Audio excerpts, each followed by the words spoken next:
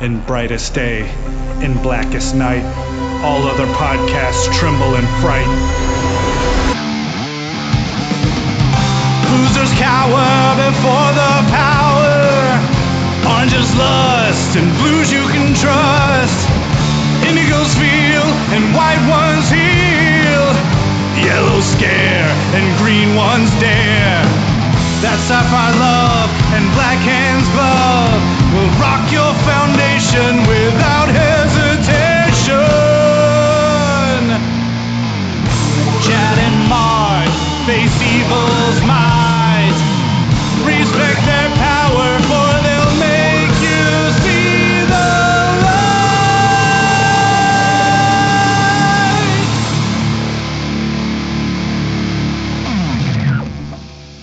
Hi, everybody. I'm Chad Bokelman. I'm Mark Marble. And this is the LanternCast. Episode 275. That's right. It's coming out, Friday? Yeah, Friday. That's the game plan. That's the game plan. So that's April 7th. That's the day after my birthday. I was 30 yesterday. Happy birthday! Yeah, woo! And partying this coming weekend. Yay! Yeah, it's a good thing we were releasing this on a Friday.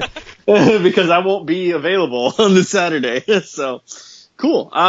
So what we're going to be doing is we're going to be covering the Boom Studios and DC Comics crossover event, Planet of the Apes and Green Lantern. We're doing the first two issues of that crossover.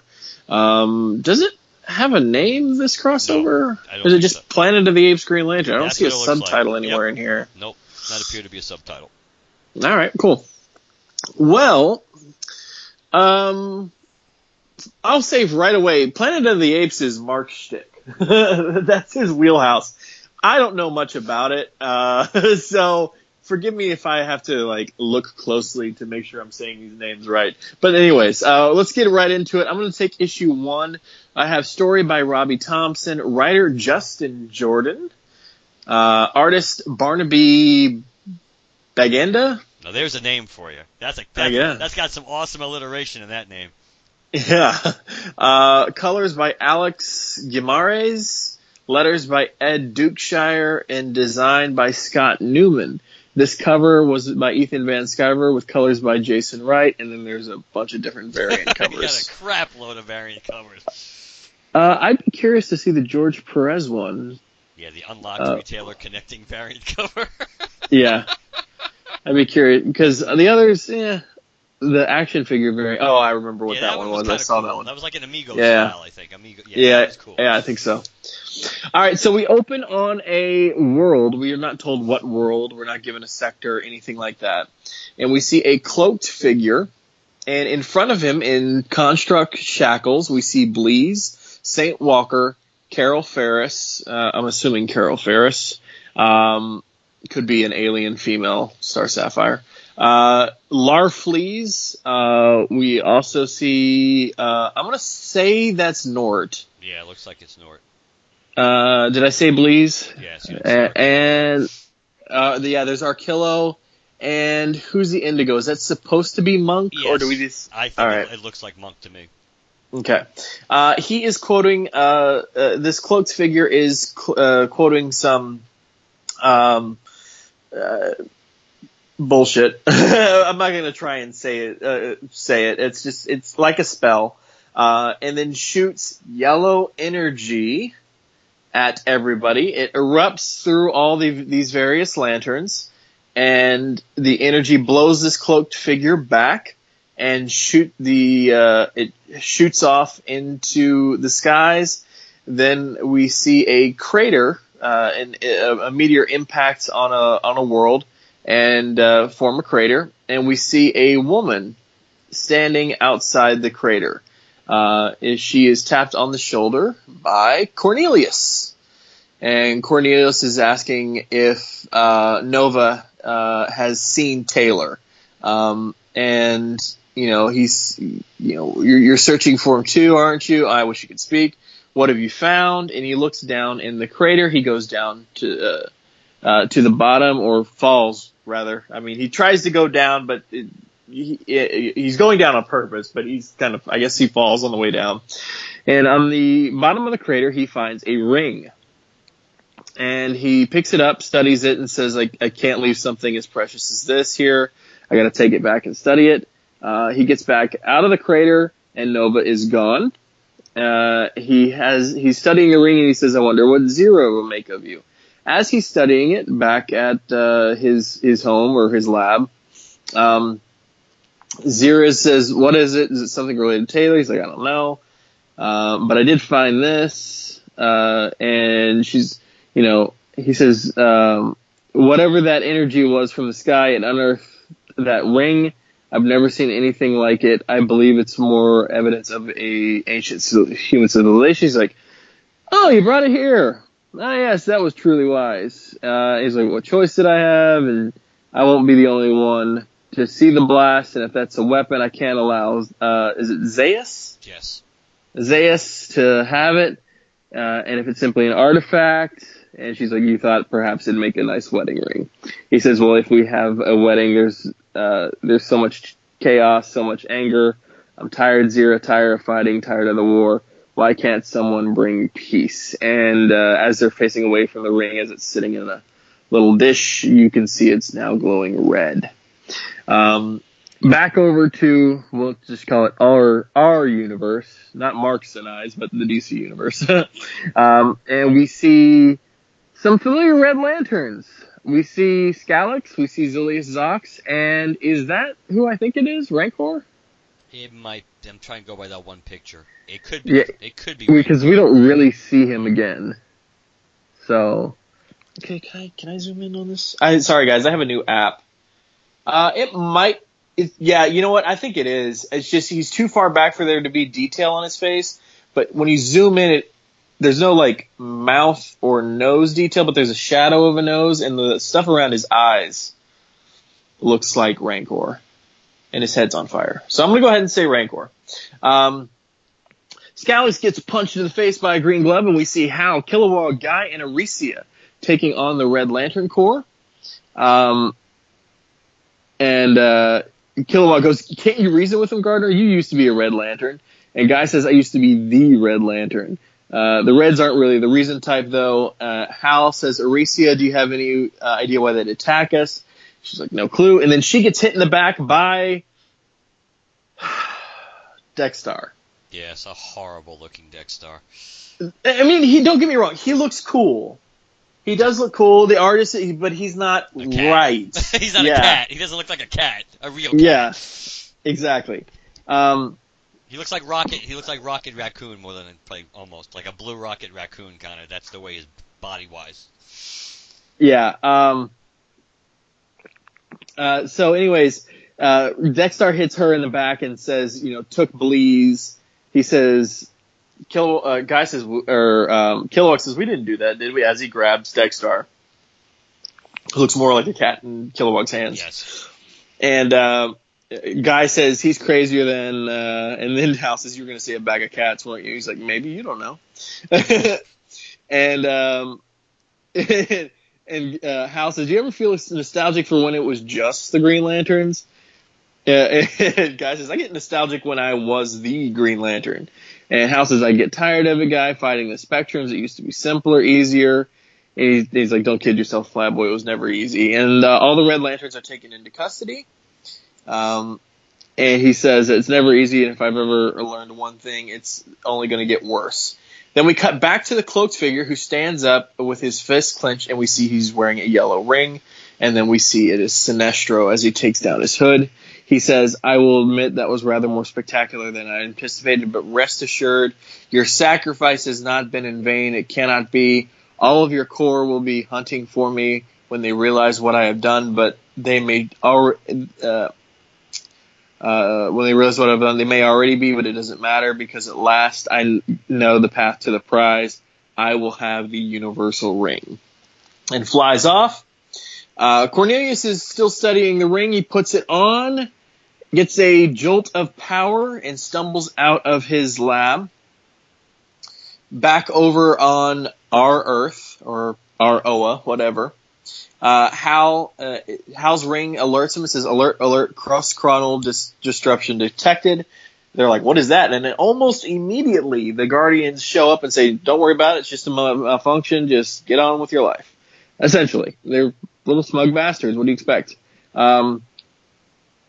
And Hal promptly, after they leave, ignores that and says, "Ring, can you show me the location of the disruption?" Projecting now Lantern Jordan, and it says it's Earth. Hal goes to Earth, runs afoul of Sinestro as they attack each other, and then all of a sudden, we see back on the planet of the apes.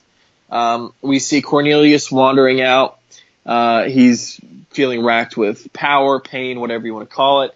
He collapses to the ground, points his ring up into the sky, and it shoots a big bolt of energy, which somehow has a cross-chronal disruption, and shoots at Sinestro and Hal. Opens a wormhole, a rift in space-time, and Sinestro and Hal fall through as they're fighting. Their rings go blank. They both land in the water. Sinestro and Hal, their rings run out of power, and Hal swims to the surface and passes out on the beach, where there's the top half of the Statue of Liberty. There's energy, looks like green energy crackling all around Cornelius, but he stands up and he is wearing a Sinestro Corps uniform. He's like, "What's happening to me?" He hears the noise. "Who's there?" "You." And he's surrounded by humans in various garb. He says, "Stay back, whoever you are." And they don't speak, but they telepathically communicate with him and say, "We are the sons and daughters of the great power, enough to remake the world once more. We can feel it. It's power. You're the power that he has. It's a power more pure, greater than the divine bomb, enough to bring peace." He's like, "Your lips don't move." He's understanding the telepathy here. They want to take the ring. He says, "No, it's mine. If you," and they're like, "Well, if you not give it, then it'll be taken from you." And he says, "I have lost too much. I will not lose more. You cannot take this from me." His word bubbles have become red, and he shoots flames and energy at the individual approaching him. And he's now wearing a red Lantern uniform. He's like, "What have I done?" All the remaining humans bow towards him, and it's to be continued. Dun dun dun. What do you think, man? I don't know what I think. I think there are some cool things in here potentially. Obvious from a storytelling point of view, this story takes place clearly between Planet of the Apes and beneath the Planet of the Apes. That's kind of where this fits into the chronology of the Ape movie series. There's something. I mean, in a way, it's kind of harder to get into the Universal Ring concept because now we have to figure out how it distinguishes itself from the Phantom Ring. Which they do in the next issue, but they don't necessarily power-wise describe how it differentiates. The artwork. I mean, they kind of do, but they give an easy out because basically it's like a C tier Guardian working on it as opposed to an A tier Guardian, but the artwork is sporadic at best in here. Some characters that we know look okay. Some characters look horrible. Not just Larfleeze, of course. I mean, Hal looks pretty shitty. Sinestro looks okay. It's a different style. It's a different artistic style for Sinestro, but it's okay. Hal doesn't look particularly good at all. I don't even like the way some of I don't like the angular approach of drawing the apes, so though it kind of works. From a storytelling point of view, based on what we know about the characters, I didn't really like the idea of Cornelius just killing somebody like that so randomly. But I guess if you look at it from the movie series point of view, and you look at what happened in Escape from the Planet of the Apes, what Cornelius was capable of when he gets pushed, basically to the point of no return, then I guess he is capable of letting anger, of having that much anger in him where he could kill. So I guess maybe it's really not 100% out of character. I think it's, and I kind of alluded to this the last time. I think we talked when we did Star Trek, when we just did the Star Trek episode. I'm kind of getting sick. I'm kind of getting sick of that. We don't know what to do with St. Walker routine, so let's kill him or take him off the table for basically the entire series all the time. I mean, it kind of gets old. You know, if they were.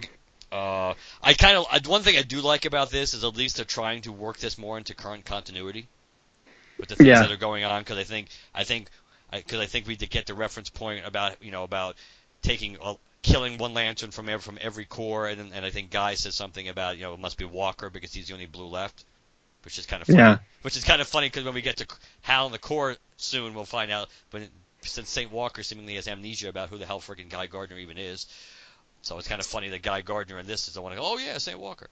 I think it's the stuff on the Planet of the Apes. I think is pretty cool. It's a fresher dynamic than Star Trek, so I think I like that. Some of the colors are kind of cool too, like when Hal and Sinestro were fighting in space. I don't think they're not. They don't. It doesn't pop like the Star Trek one. But it's also a different world. I mean, if you could take it as an environment, I mean, the Planet of the Apes is a much more dreary and uncolorful and technologically advanced world. So in a way, more duller colors would kind of work. I did like the, when Hal's crawling up on the beach, kind of like damn it all to hell, trying to do the Taylor homage of when Taylor first finds the Statue of Liberty and realizes that he's back on Earth. I do kind of like that little homage.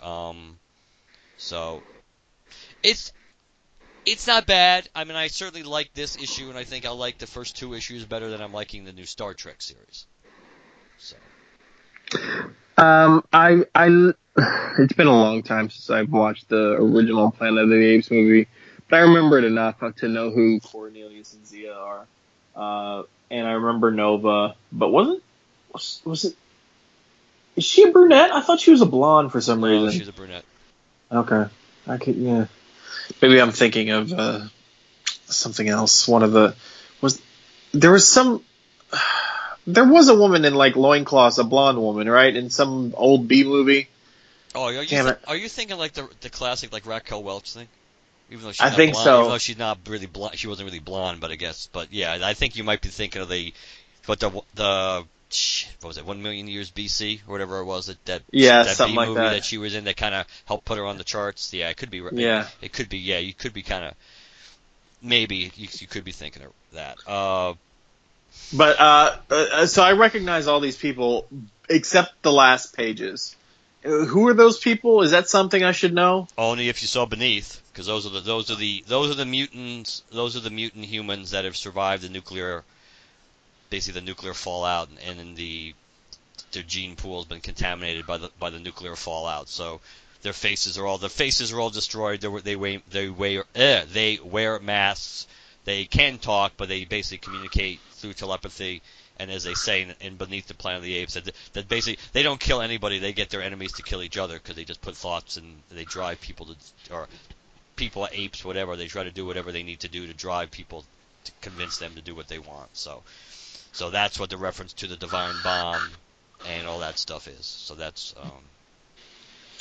Their faces don't look messed up here, though, do they? No, but they're. No, but they're. Good. No, they kind of do when they're first shown going up against Cornelius, but the rest of the pages. Oh no, there's a couple. And maybe it's just a couple of them because that one dude doesn't, but some of the others behind him do. Are there some of them that aren't? No, but deformed? Again, they're all wearing masks. Oh, okay. So. Okay. That's why if you look at their faces are human, but they're pretty nondescript, and that's kind of so.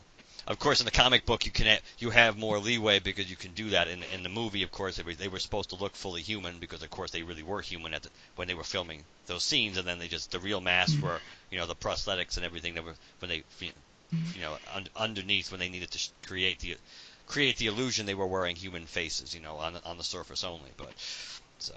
Yeah, that's in the comic book. You can kind of make it more look like it, almost like it's there's something wrong with their human, but there's something not quite right about their faces. But yeah, relic of an ancient security system, simply an oversight.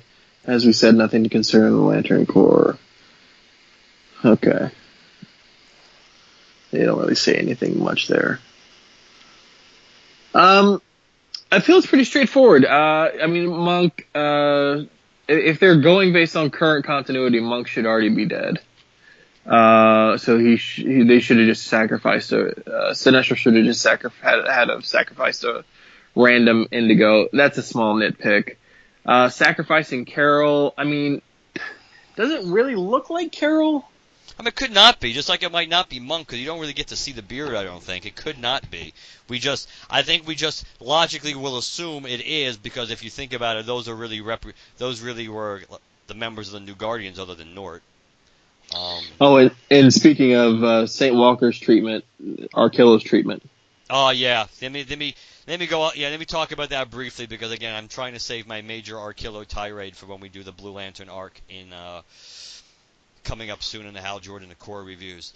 Yeah, this just, I mean, between our, it's kind of funny considering that they really are friends, because they both really have gotten the shit treatment for like years and years now.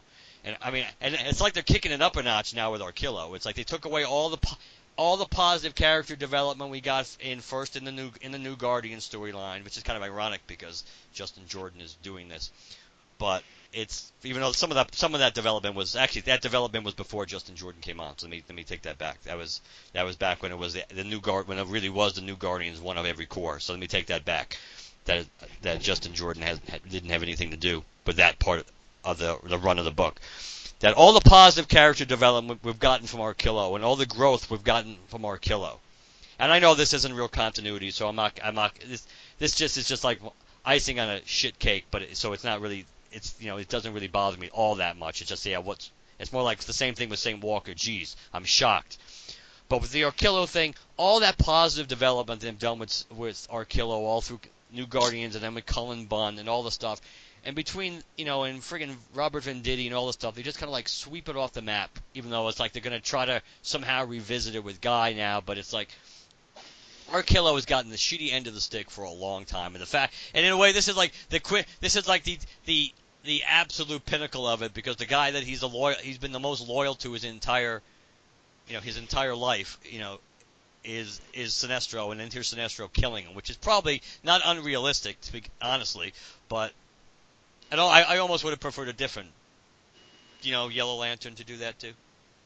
I mean, since clearly they're not establishing it's just one Lantern of each core left, because they talk about only the blues like that, and Sinestro talks about, you know, the other cores hunting him down for what he has done.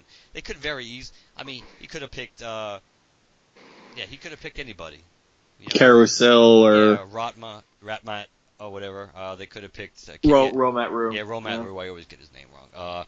They could have picked. Yeah, there's so many different ones they could have picked. So I thought that was.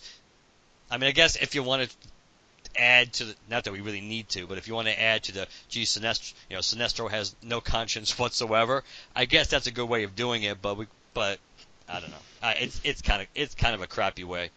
You know, I'm glad it's not real continuity, and so we will have, at least I will have bigger issues with Arkillo once we get to real continuity issues, reviewing issues. I mean, no pun intended. But it's still, it's something that it between Arkillo and St. Walker, and like in the first couple of pages of the book, it's not a way to get me feeling warm and fuzzy and really getting into this story. All right. Well, I think we dissected. I mean, there's not. It's a first issue. It's set up.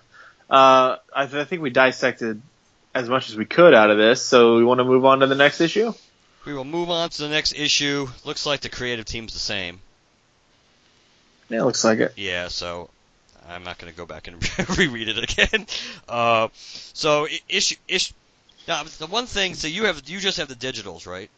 Mm-hmm. What I like about, and I'm assuming the first issue was like this too, but during my comic shop's great ordering screw up like about a month ago when I missed a whole crap load of issues, including issue 1 of this series, that I can't absolutely confirm it, but I like the fact that the actual physical cover for certainly the Van Sciver cover is more like a matte finish and not a gloss.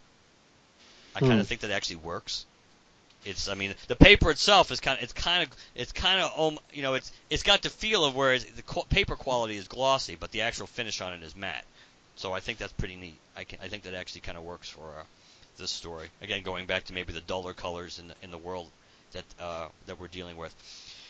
So issue 2 picks up where we left off with I almost said Taylor, with Hal Jordan washed up on the beach unconscious near the Statue of Liberty. He kind of gets poked multiple times, or gets poked with a stick, and Hal grabs the stick finally and says, "Stop poking at me, you ape!" It speaks. And Hal's like, what's going on here? It's like, where is everybody? The ape puts the gorilla puts the stick to his neck, telling him to be quiet. Hal just grabs it and rips it out of his hand. Another ape pulls a rifle on him and tells him to stop, and Hal puts his ring hand forward and goes, "I'm not here to fight." And now Hal kind of gets a refresher course on the fact that his ring kind of died as he was plummeting down into the water on this planet. And while he's kind of looking at his ring, trying to figure out why it's not working, he gets smacked from behind with the stick. And the gorilla comments, "Well, Zaius warned us about mocking humans who can imitate ape speech. He'll be happy if we were able to subdue this one with minimal harm." We switch back now. This would be the underground lair of the mutants. Cornelius, still in his Red Lantern uniform, sees, and this is kind of another nitpick I kind of have about it. Almost seems like a waste to have Taylor still kind of wearing the outfit that he wore in Beneath the Planet of the Apes, but he's dead with his head poked against one of the spikes of the cells, and Cornelius is like, it's like, what did you do to him? And the mutants communicate to Cornelius and go, when he sensed the presence of God, we questioned him. He was difficult. We sought to. Cornelius grabs that mutant by the neck, and he goes, he knew nothing of the new presence. And Cornelius now turns green, which was kind of cool. He throws the mutant across. It's like, you killed him, but I will not kill you. And he's just really upset about Taylor. And then of course at that moment Cornelius turns, he turns compassionate, and he goes, I failed you. I knew this world was ugly, but I didn't understand pretty much, what we were. I didn't know the corruption ran this deep. I'm sorry. So then he closes Taylor's eyes, and now Cornelius is really funny because he's still indigo at this point, but he's really, really pissed with the look on his face, kind of because it's like a red overcast, it's like shadow on his face. And he goes, "Show me your God." And then we see like I think the Alpha Omega bomb that was prominent in Beneath the Planet of the Apes, with the pipe organ and everything behind it. And Cornelius is like, "This is your God." And Cornelius just says, "I'm doing what should have been done before," and he uses his Green Lantern ring to basically completely disassemble the nuclear weapon, which is kind of interesting because, again, depending on what a ring is capable of doing on its own, you would think that without any I guess a pseudo Green Lantern ring would theoretically maybe have enough knowledge from the the power battery in the Book of Oa to figure out how to dismantle a nuclear weapon, but certainly Cornelius would not know it on his own. But all the mutants are like, "Oh my," it's like, "He is the great enemy. God will save us. He must not do this." They're all dropping to their knees, not necessarily all like as in praying to Cornelius, but kind of like in just being completely distraught. Cornelius, he takes that nuclear weapon apart. The cycle will end. It must end. I will break the wheel. There's his Daenerys moment. I will break the wheel. Like, I have destroyed, this to build something better. He's like, you should not worship a false god. He goes, but I will make you all gods. And basically, he's like his little phantom universal ring basically creates duplicate rings.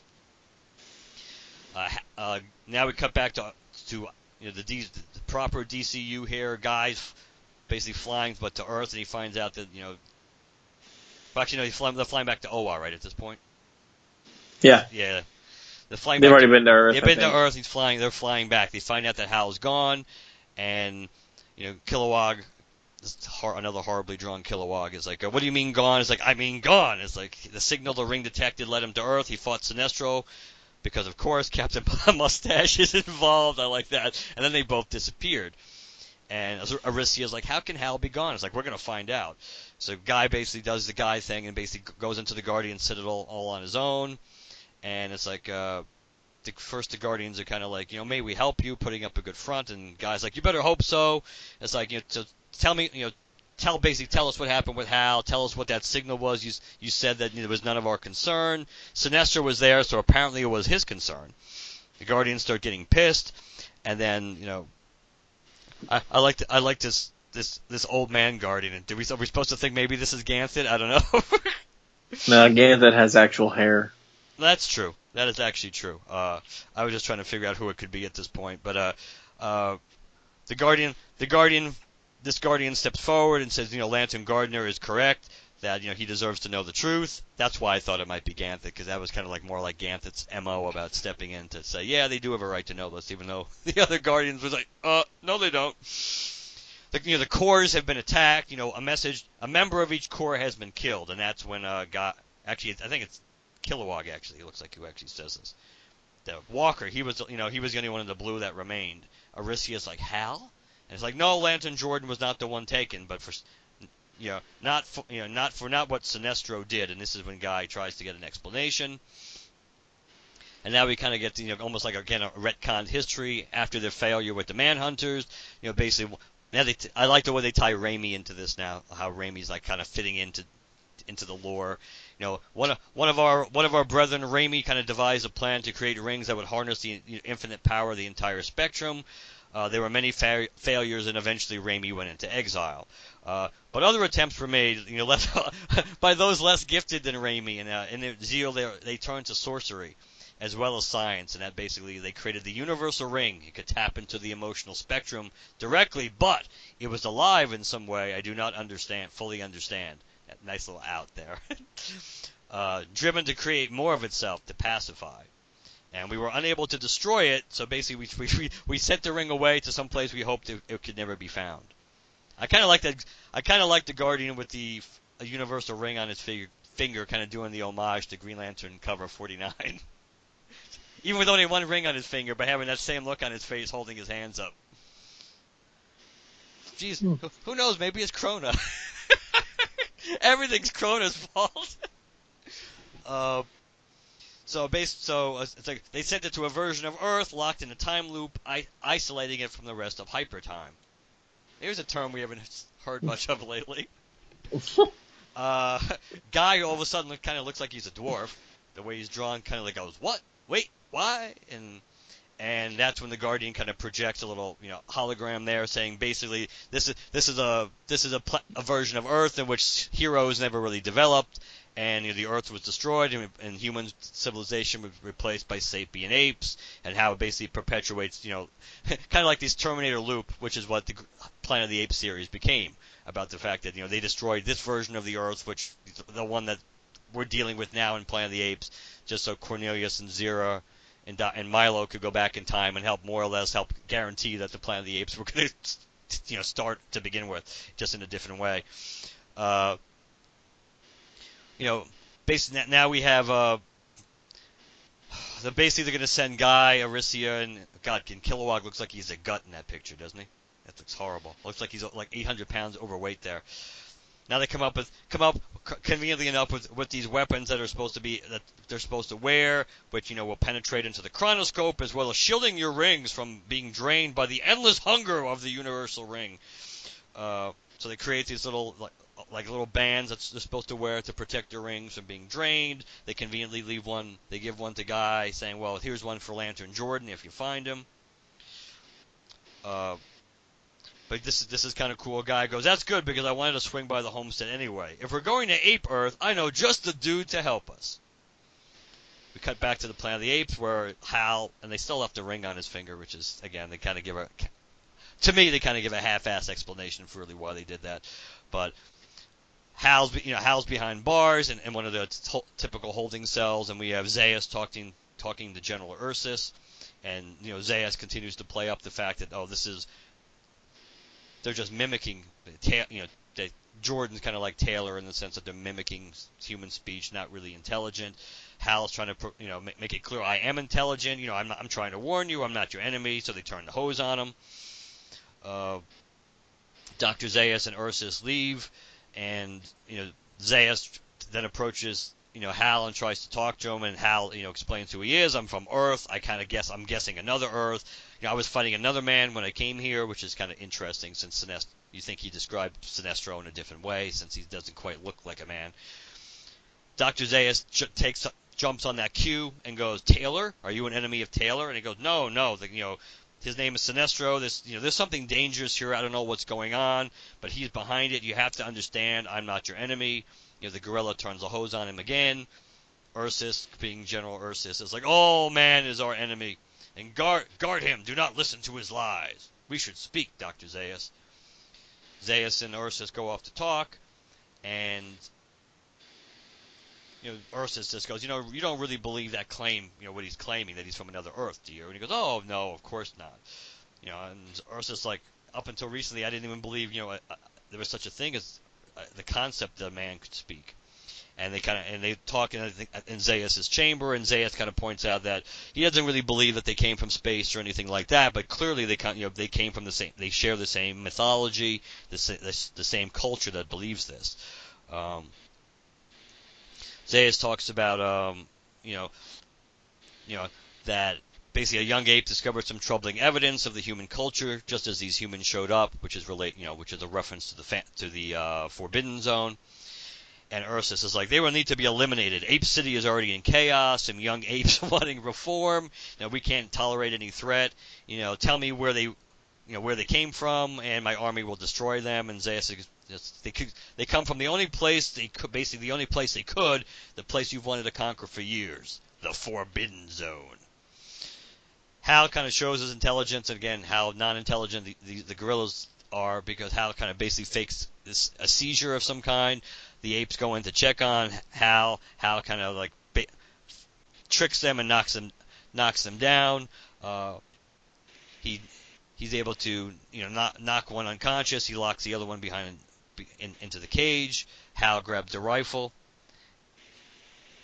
and at that point, Cornelius, Zira, Lucius, and I'm trying to remember who the other. I think the other ape. I don't think they named the other chimpanzee here, but it's probably Dr. Milo, based on the ape, because Dr. Milo is the ape that ends up going back in time with Zira and Cornelius by rebuilding Taylor or fixing Taylor's ship. So I'm going to assume the older looking chimpanzee on the left is probably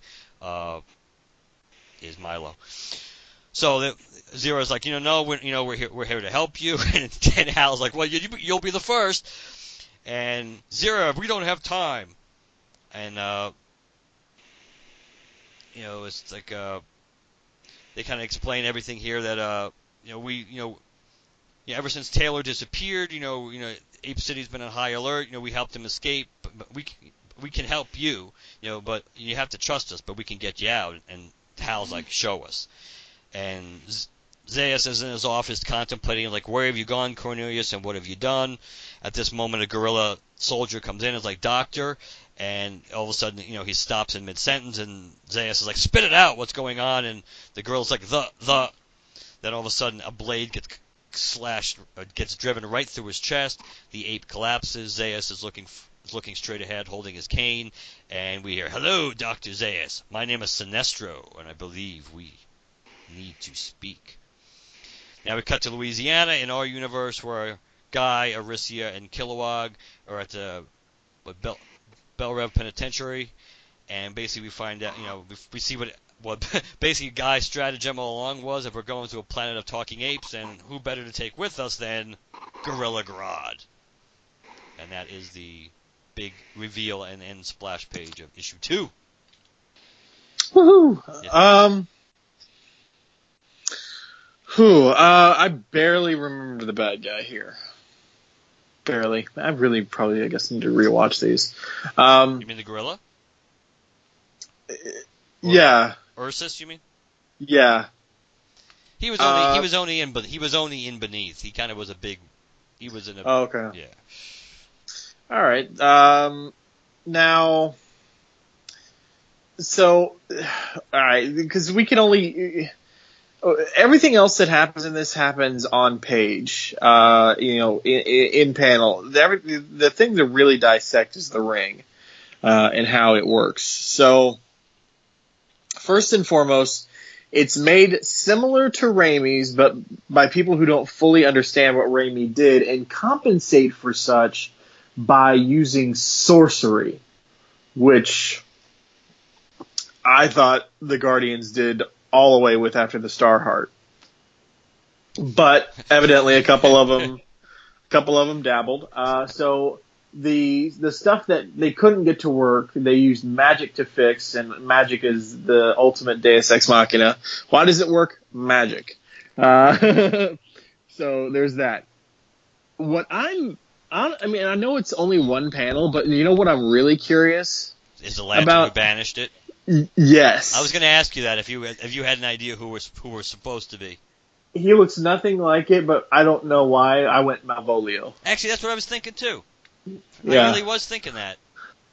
Yeah, that's. I was looking at him and I was like, that's the big buff dude. That is like, wouldn't it be cool if it was Malvolio? Like, but other than that, I have no idea who. Because I mean, just look at this dude.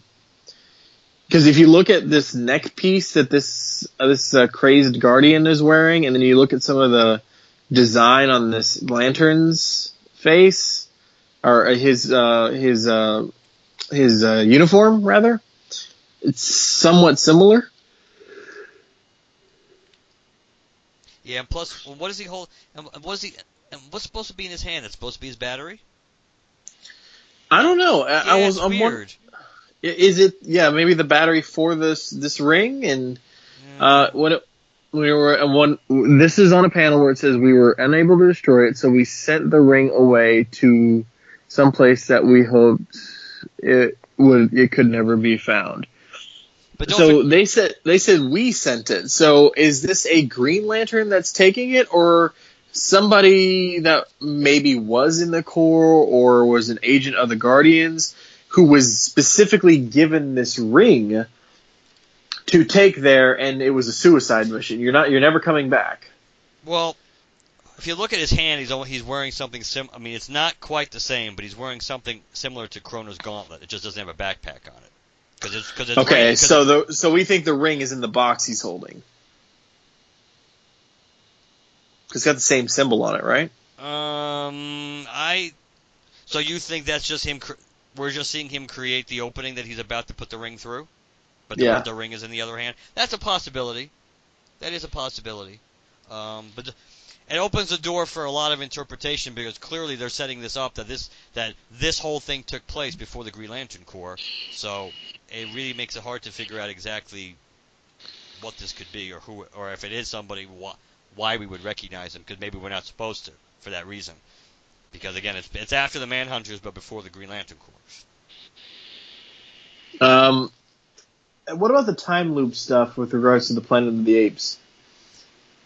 Well, the time loop stuff just refers to the fact that the Planet of the Apes began in a different time, in a different timeline, in a different way, at least according to the history that Cornelius remembers. Because when they come back in time to 1973, I think they arrive in 73. That when the Cornelius, Zira, and they're the only two that end up surviving, so this just referred to those two, that when they end up testifying in front of Congress and everything else, and then even when they get put under like sodium pentothal and have to tell the truth, that all the different things come out about the history, but most of it's just Cornelius based on what he was taught, not being drugged. He just recalls the history that they're taught, how the apes took over, and it was a much different timeline than we end up seeing, let's say, in Conquest. That gets speeded along, but the time loop comes into play. That because the world that we're on now, that's without these lanterns on it, it gets destroyed at the end of Beneath the Planet of the Apes, because that Alpha Omega bomb, Taylor activates it before he dies and blows the entire planet Earth up. But what happened was Milo, Cornelius, and Zira found Taylor's spaceship. They were able to fix it enough to fly. They were in space before the planet was destroyed and somehow ended up in a time loop, and they got sent back into the past. They landed on Earth in 1973, and because Cornelius and Zira have a child that lives, who is, of course, the original Caesar, that changes the timeline. It speeds up how the apes came to power, but basically it helps create the loop again. It helps create another Planet of the Apes. It kind of like perpetuates the cycle, kind of like the whole Terminator thing with John Connor being, the son of Kyle Reese, and that's a little more problematic, because at least in the time loop of Planet of the Apes, Cornelius and Zira actually did exist in one timeline and then went back and changed and altered time. Terminator's always been shaky because you have the fact that John Connor has to exist at one point in time to send Kyle Reese back because they're contemporaries. So John Connor theoretically, John Connor had to have a different father at one point, or else he never would have existed to send Kyle Reese back in time to become his father to begin with. Because they're contemporaries of each other. The loop they don't play around with time until Kyle Reese gets sent back, but John Connor's already alive at that point to start the loop. So this is more of a logical loop, I think, to me, because it's not the same timeline. And I don't mean being off by like a couple of years. I mean, I think it's like hundreds of years difference from the time the apes became slaves in Cornelius's world between what happened in the conquest of the Planet of the Apes when they were only slaves for a short period of time before Caesar helped lead them in a revolution. So, but that's what they mean by the basic time loop. Dr. Zaius, good or bad? Dr. Zaius probably is mostly bad. He's good. If you want to be objective, he's good because he's doing the.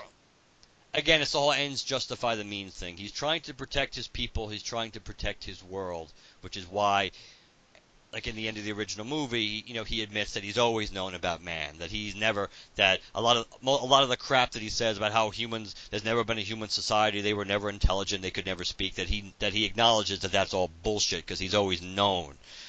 Just like the Forbidden Zone, which essentially is New York. That the Forbidden Zone, as he phrases it, was a paradise before your kind made a wasteland of it. So it's like so he's trying to look out for his own people, but he's not quite Mr. Objectivity here and not willing to really listen to reason. He just cares about the apes, and that's all that matters. Whatever he has to do, whatever evidence he has to destroy. Anything he has to do to keep the myth and the belief that apes were made in God's image and they've always been in charge of the earth and ruled the earth, that's what he's going to do. So, I was curious also too about how Grodd's going to fit in all this. I think he's going to bring. Now here's the thing though. I'm pretty sure this version of Grodd is going to be the DC Comics version of Grodd, and not the more Flash TV show version of Grodd, because I'm interested to see once Grodd shows up, him encountering these apes and being impressed at their intelligence and their civilization that they created, but also like admonishing them for their almost slightly religious backwater beliefs, or the fact that they were not willing to believe the evidence of their own eyes, that kind of a thing. Yeah, that should be interesting. I like that splash page. I think it's a logical thing to throw into the series, but because it's not really Green Lantern related, that's why I think it's a little bit of a curveball. That's true. I knew based on solicits and stuff, I knew they were going with Grodd, but for half a second I was like, what about Congo Bill? It's Kongorilla, right? I think it's Kongorilla. Yeah. That's that golden ape or whatever, right? The guy with the mind of a man or whatever. I think so. Yeah, I think so. Yeah. He was a member of the Justice League for a while, when the Justice League consisted of like the blue alien Starman and all that other shit. Yeah. Yeah. Other than that, I don't know. I feel like I'll have more to say of it when we actually there's some stuff of consequence happening. Until then, I don't know really what there is. Do you think that Cornelius is controlling the creation of the rings, or he's dismantling the bomb and crumpling up its various makings, and then the ring is doing the rest? Like, Cornelius is not consciously turning them into rings. No, the no. ring is doing it and then speaking to him, and he's knowing what's happening. Well, yes, and if you actually look at the word balloon, the dialogue balloon, it's still green, but it's green, but most of Cornelius's dialogue, his balloons are just a normal white with the black around it. But when he's speaking with "I will make you all gods," there's this rich green around the whole bubble surrounding it. So that, I think that based on what we find out about the ring, it makes that is the ring controlling Cornelius, not Cornelius controlling the ring. Okay, because it's doesn't it say the ring wants to duplicate itself? Yeah, and it's alive in a way. Yeah, it's alive. Otherwise, I don't have anything else to say about the issue. I think it's kind of convenient, and again, I think part of what bothers me about at least the first two issues is there's a lot of things that are like self-serving, kind of like the Deus Ex Machina thing going on here. I mean, taking away the bomb, in a way, it's a plot point. It probably helps so you could duplicate the rings and get these guys to all to follow Cornelius or whatever. But it's also a cute, convenient way of you take apart the bomb. It guarantees essentially that this Planet of the Apes isn't going to be destroyed like it should be, and thus creates the door for God help us, more Planet of the Apes Green Lantern crossovers. But if Boom has the rights to Planet of the Apes, then it would make sense that even though, again, this is not an official timeline in canon for either franchise, that it would make sense also that you wouldn't want to necessarily... You'd like to make sure that one of your properties probably can get blown up again anyway, since even if it's not official. So I guess it makes sense to her. I'm kind of disappointed with Taylor being dead. I think that was kind of a waste. I think that was a real waste that Taylor died, especially because up to this point they were following kind of like the timeline for Beneath the Planet of the Apes, and Taylor was captive, but he wasn't dead at all. So it makes me wonder. So that's a little change in the timeline. I wonder if they're going to show us that Brent, who was the astronaut that came back in time in the second movie to find Taylor, if he's actually alive and they already have him too, because that might explain why Taylor was dead, since Brent and Taylor are mind controlled into fighting each other before they get interrupted. But they were technically fighting each other to the death until the mind control spell got broken. But it just kind of seems like a waste, especially with all these rings, and seeing Taylor and Hal Jordan together would kind of have been cool. So that's a little disappointing to me. Right. But all right. Anything else? No, I think it's off to a pretty good start. Like I said, at least for the first two issues, I am maybe because it is Planet of the Apes more for me. Maybe it is. I'm willing to go along for the ride more and be a little more open-minded to it. And because this is the first time these two properties have crossed over, while with Star Trek, it's the second time, and I had some issues with the first storyline anyway, and I'm not as... So maybe it's like it's kind of run its course for me about wanting the thrill, if you will, the newness of those characters interacting. Well, it's still here, especially since the first two issues. There haven't been a whole lot of interaction, on the big level between a lot of these characters we know and the Planet of the Apes characters. So. Right. All right. What we're going to do, guys, we're going to take a quick promotional break, and when we come back, we'll do some listener feedback. It's midnight, the podcasting hour. Hello, listeners. It's your friend, PJ Frightful. That's PJ as in podcast jockey, and I'm dropping dreadful new episodes every 2 weeks. When the clock strikes midnight, the podcasting hour shines a candle on the dark corners of DC Comics. Those supernatural sagas of Swamp Thing, Deadman, The Spectre, and more. The Podcasting Hour. It's a rotating anthology series boasting the terrifying talents of Ryan Daly, Rob Kelly, Paul Hicks, Ben Avery, Doug Zawisza, and other unfortunate souls. Prepare for the unexpected, open a doorway to nightmare, and enter the houses of mystery and secrets. The moon is full, and the dark spirits are rising. for it's midnight, the podcasting hour. Coming this Halloween, part of the Fire and Water Podcast Network. Beware.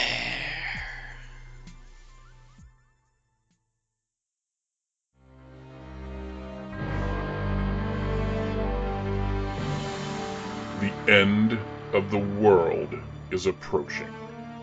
Soon the planet will be engulfed in a nuclear Armageddon, and the only people that can prevent this from happening are considered to be the greatest villains of all time. The only thing standing in their way is the Justice League. In 2005, Wait a second. Are we sure about that date this time? Yeah, it's 2005. We're sure this time. Let's just be perfectly clear. I hate all of you so much. Okay, good. Got that. All right. In 2005, DC Comics began publishing a 12-issue bi-monthly comic called Justice. Written by Jim Kruger with art by Alex Ross and Doug Braithwaite, this series was essentially a Super Friends for adults.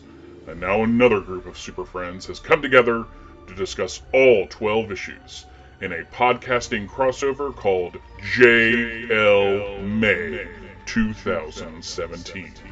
The excitement begins on the April 30th episode of the Fire and Water podcast and continues into Supermates, the Idlehead of Diabolu podcast, Views from the Long Box, the Pulp to Pixel podcast, the LanternCast, the Shazam Cast, Comic Reflections, the Silver and Gold podcast, the Power of Fishnets, Waiting for Doom, and Justice's First Dawn. JL May 2017. Last year, they covered the beginning of the Justice League. This year, they discuss and review the League's toughest battle. The coverage begins on April 30th on the Fire and Water podcast, located at fireandwaterpodcast.com.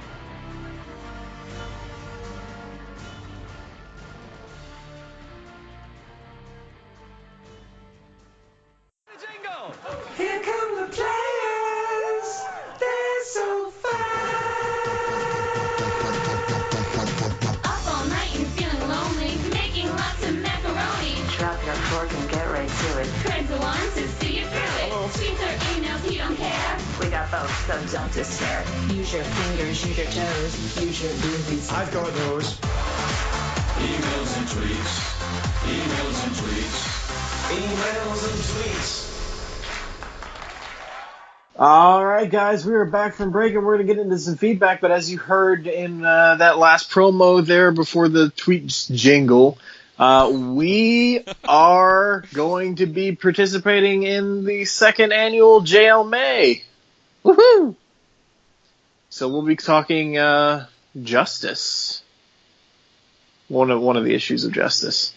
That's interesting. You know, as we record this, I've never read Justice. I have. I do. It's been a long time. I do. Of course, it's easy to remember because of what all the Alex Ross covers. Yeah. Oh, yeah. So, I do remember that I liked Justice, but again, it's been so long since I read it. But yeah, we'll be participating in JL May with all those other podcasts, and happy to be a part of it, man. I'm just, you know, I'm looking forward to it. It was a pretty big episode for us, so. It should be fun. Should be fun.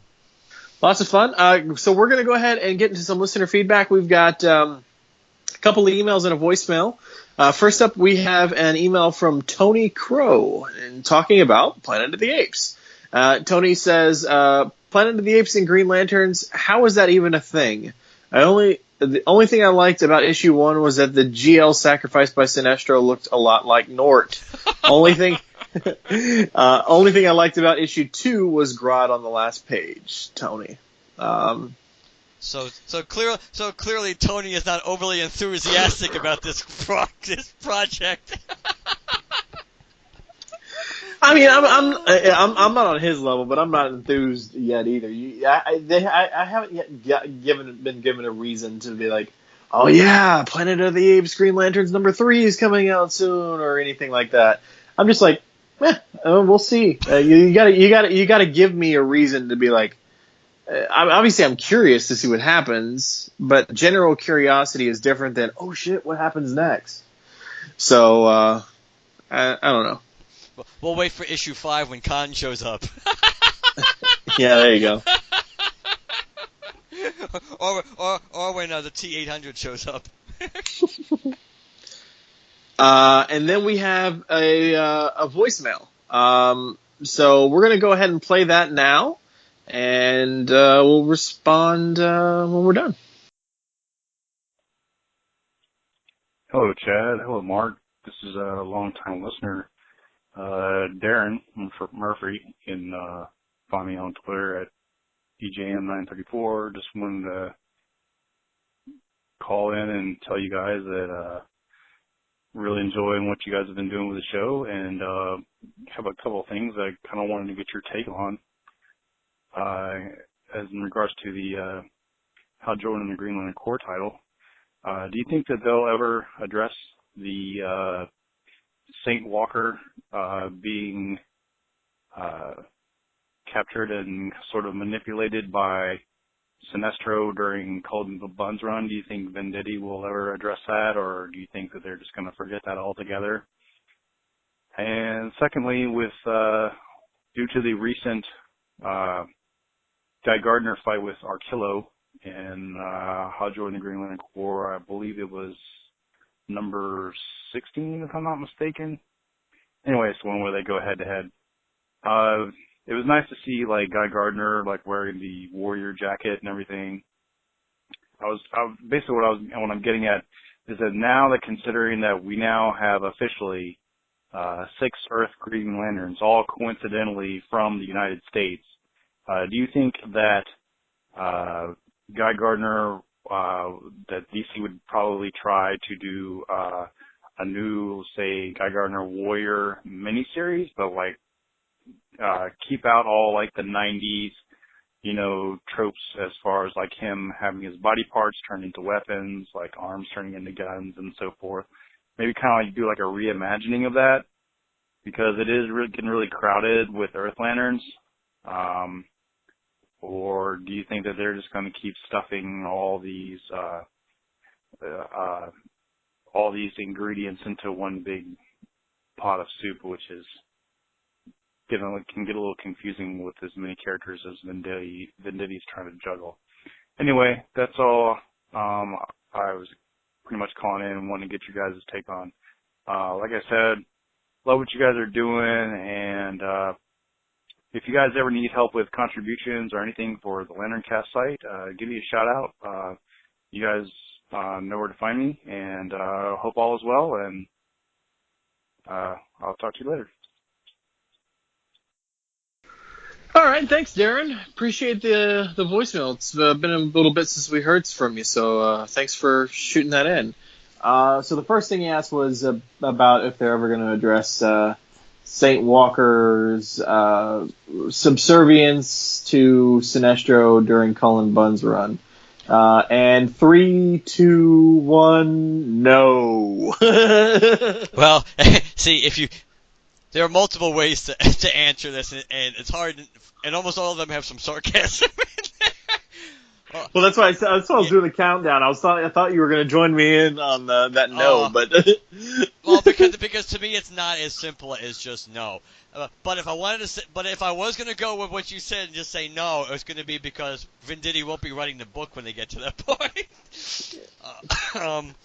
Here's the thing. If we ever get to the point where Sinestro and St. Walker are face to face again, and it actually is relevant to the plot, and Robert Venditti feels for the hell of it to like reference something of relevance that did happen in the Cullen Bunn run, which he really hasn't done much of, then he might do it. I don't see it happening anytime soon, because who knows how long Sinestro is going to be off the board. We really still don't know exactly what St. Walker's role is going to be going forward. I mean, once again, St. Walker could have been brought back for a few issues just so we don't see him again for like a friggin' year. We don't know what's going to happen. Not counting the time travel, whatever thing, story arc that's coming up. That, I mean, once in actual real time, our continuity, we don't know what's going to happen with St. Walker and where he's going to be. Whether he's going to hang around hang around the Greens as he tries to form the Blues. Either way.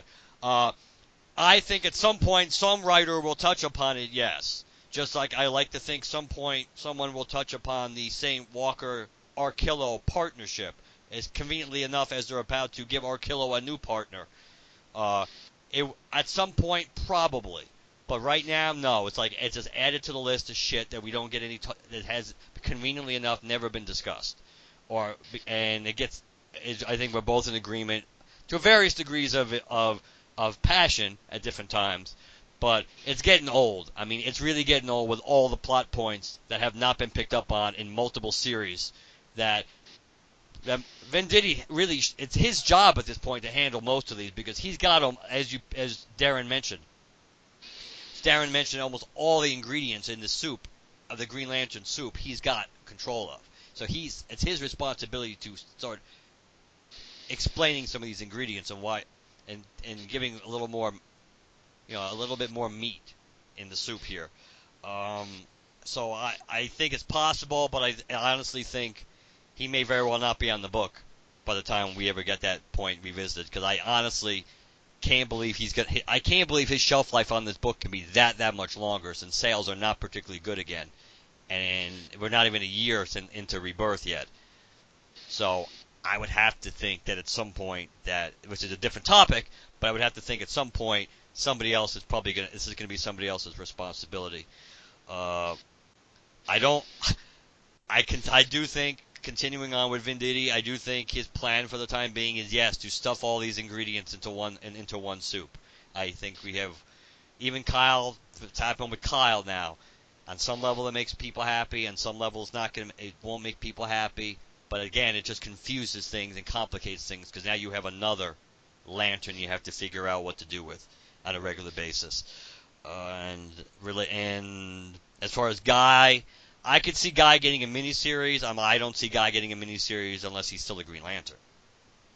I mean, what's the point of that? I mean, I know you could try to psychoanalyze some of the things we've just seen, that now Guy without his ring could be much more formidable, and buy into that, but I don't see that. I don't see there being a huge interest in that, even from a fan base point of view, really, let alone DC having a passionate interest in it. Guy Gardner miniseries, I think, is possible. A Guy Gardner Warrior, even without the Voldarian thing thrown in, I don't really see that happening.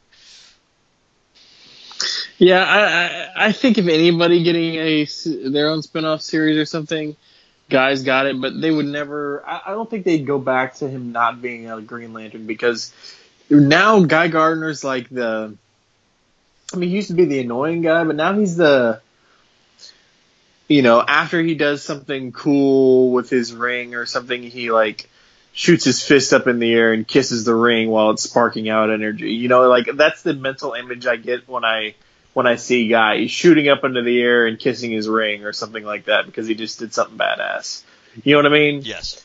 That's the image I get. And I don't see that image happening under any other circumstance than when he's a Lantern. So I don't think they'd be going back to it. And as far as the, being a rehashed Warrior thing, obviously he doesn't have the Voldarian powers or anything like that anymore. But I don't see it happening. I get it. It wouldn't be a big leap if they did something like that, but I just don't see it in the cards. No, and in all honesty, it kind of would be a step back for Guy, I think. Not because, and I think we've kind of talked about this too. Guy's an interesting character because he is a character that has been rehabilitated very successfully, and it's been a long rehabilitation though, because it really started during the Kyle run. Making Guy Gardner less of a douche really started during the Kyle run, and then kind of got kicked up a notch, after in Green Lantern Rebirth, and then post Rebirth with the core, with the reestablishment of the Green Lantern Corps and everything else. Guy Gardner has really become a very cool character, no pun intended, a guy you like now and a guy you'd want by your side. And plus, we also know how important the core is to Guy Gardner. So taking that away from him, yeah, if it was like a mission or something, you could deal with that. I mean, it could be, but it would kind of be your standard trope of maybe him having a ring and then the ring running out of energy and him having to deal without, because certainly it's been established the guy can handle himself without a ring. So, but thinking as we were talking, I was thinking about this. You know what would piss me off to no end, and not because it wouldn't be an interesting read unto itself, but because we should have gotten a different team up. If they friggin' gave me a mini series which was friggin' Arkillo and Guy Gardner, I would be so pissed because it should have been Arkillo and fucking St. Walker. They should have had at least a story arc in one damn book, including Green Lantern, since that's where they were supposed to be when Cullen Bunn's run ended. That to turn around and do something like even a friggin' three, like if it's like a 3-issue arc or 2-issue arc that we get down the road where it's just Guy and Arkillo and that's the whole arc. Basically, those two guys make up like 90% of the book of the arc. It'll be enjoyable to read, but it'll still piss me off because we should have seen a St. Walker Arkillo team up like that. Especially now that we know how the blues and the yellows can work together in a similar fashion to the greens and the blues. That's something that we should have seen for multiple reasons, so that would piss me off. You mean the greens and the yellow? What? You said you could see how the yellows and the blues would work together the same way we see how the green and the blues. Yeah. Oh, okay. Yeah. All right, never mind. Yeah. All right, Jerry's email. Yeah, let's see. So let's read. Now Jerry Johnson here sent us an email, and it's kind of nice that because he talked about they kind of had given up collecting comic books for a while, but now he's back into it, and he was actually kind of like surprised to find a dedicated Green Lantern podcast, which is us, and this kind of he gives us credit at least for renewing the interest in this and collecting. And his kids are reading as well, so they kind of have teamed up to do a podcast together. So that's kind of nice, and you can check out his website, crazy8comics.com, and you can also subscribe to them on iTunes. But the other email he sent was related to our Star Trek coverage, which was about we talked about the Starfleet Academy Phoenix, their mascot, and he does point out that the all service academies have a mascot. Which is true. Just like pretty much almost all colleges and everything have mascots too. So just any kind of academies, whether it's military or even just scholastic, is probably going to have a mascot. But what was interesting, I did Google this, that I guess there were T-shirts made about Starfleet Academy Phoenix for a while. I forget what year they first came out, but I almost thought it predated. I thought it might have predated the Abrams verse, but I'm not entirely sure. But it definitely certainly predated the any of the two Star Trek Green Lantern series. So it also could have been almost like an homage to the fact that has been out there as a while, for T-shirts and everything. That it may have been an homage just to that's been out there for Star Trek fans to kind of like that's been given the so-called nickname or borderline, kind of like accepted nickname of the Starfleet Academy. Their team or their mascot was the Phoenix, so that might have been a shout out to that as well. Why they purposely mentioned it and threw in the T-shirts or whatever they did. So, but I didn't look into it anymore, but I was assuming that if anybody knew anything else about it, they'd reach out. So, but thanks for emailing us, Jerry. Really appreciate it. Yes, and thanks for. It's good that if we helped you get back into Green Lantern and or comics, and that's pretty good. We'll gladly take that compliment. All right. Well, speaking of people getting a hold of us, Mark, you want to tell them how they can do that? I think I can do that. Easiest way, LanternCast@gmail.com. So if you have any questions or episode ideas, issue comments, feel free to email us there. Also, 708 Lantern is our voicemail, so feel free to leave us a voicemail and let us know what you think. Our website, LanternCast.com. You can access all our episodes there, Ringcyclopedia episodes, which we are desperately have to put a new one up. Dark Star reviews, blogs, movie reviews. You can follow us on Twitter, Instagram, and Facebook. You can use hashtag GLCast to locate us on any of those. And last but not least, we are on iTunes and Stitcher. So if you like us on and or listen to us on either or both platforms, please leave us a positive review. All right, guys. We just going to do it for this episode, so we'll talk to you next week. That's the plan anyway. Yeah. So, good night, everybody. Good night.